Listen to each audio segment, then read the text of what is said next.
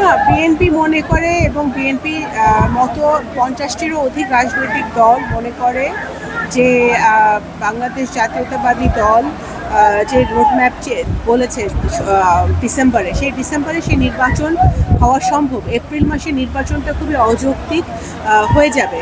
বাংলাদেশের ভোটারদের কথা যদি আমরা চিন্তা করি, রমজান মাসে সবাই রোজার মাস নিয়ে ব্যস্ততার মধ্যে থাকে, রমজান পালন করতে ব্যস্ত থাকে। ওই রোজার মাসে আপনার ফেব্রুয়ারি মাসে প্রচারণা করা এবং ভোটারদের জন্য অত্যন্ত কষ্টদায়ক হয়, রাজনৈতিক দলদের জন্য কষ্টদায়ক হবে, নির্বাচন কমিশন, জনপ্রশাসনে যারা আছে তাদের জন্য কষ্ট হবে, রাজনৈতিক দলগুলোর জন্য, ক্যান্ডিডেটদের জন্য ঝামেলা হবে। এটা একটা ইস্যু। সেকেন্ড ইস্যু হচ্ছে এপ্রিল মাসে অনেক পরীক্ষা থাকে, বিভিন্ন ধরনের ঝড়ঝাপটার মধ্যে দিয়ে যায়, প্রাকৃতিক দুর্যোগের থাকে। সেই সময় বাংলাদেশের একটি পার্লামেন্ট ইলেকশন হওয়াটা এটা আপনাদের সুখকর হবে না এবং আমাদের যেই রাজনৈতিক সামাজিক ব্যবস্থা, এই ব্যবস্থার মধ্যেও এটা আনুকূল্যে নয়।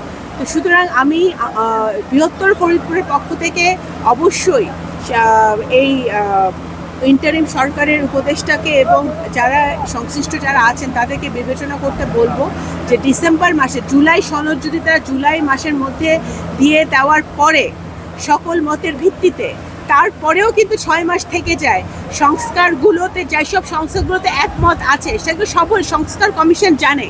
আলী রিয়াদ সাহেব, বদিউল আলম মজুমদার সাহেব সহ সরকার যারা সংশ্লিষ্ট সংস্কার কমিশনের সাথে জড়িত তারা সকলেই জানে কোন কোন পয়েন্টে প্রত্যেকটি রাজনৈতিক দল একমত।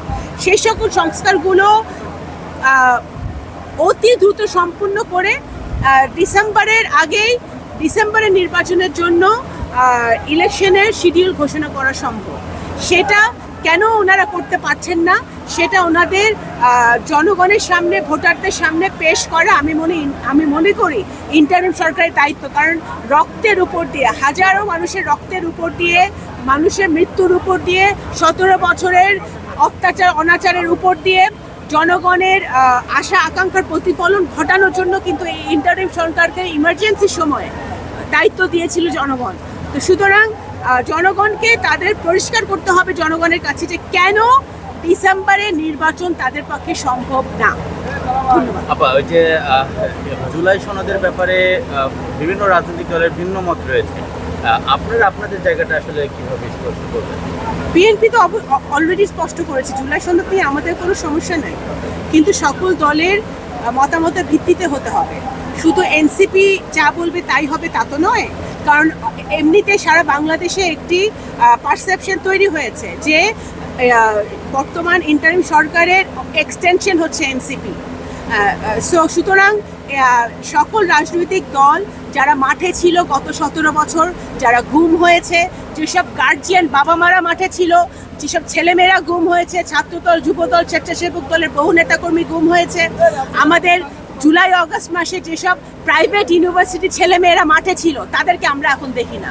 যেসব মেয়েরা সামনের সারিতে থেকে স্লোগান দিয়েছে, ফ্যাসিবাদ বিরোধী আন্দোলনের স্লোগান দিয়েছে, দিনরাত 24 ঘন্টা রোদে বৃষ্টিতে ভিজে তারা মাঠে ছিল, তাদেরকে কিন্তু আমরা এখন দেখি না। তারা কোথায়?